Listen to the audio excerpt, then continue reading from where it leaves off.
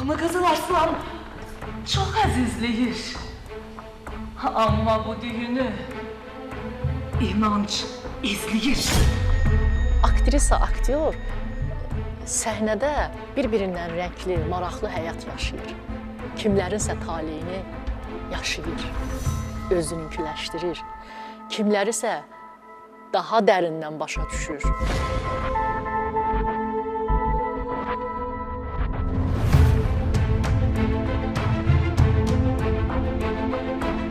Naxçıvan teatrı mənə hər şey qazandırdı. Naxçıvan teatrı mənə sənətin bütün incəliklərini qazandırdı. Sənətə sevgini bir daha mənim qəlbimdə yaşatdı və böyütdü. Elmira Kərimova üçün Naxçıvan xüsusi bir yerdir.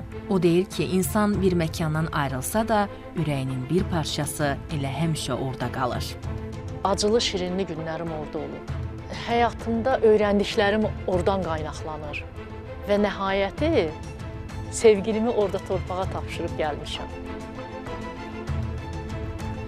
Ona görə oranı unuda bilməm.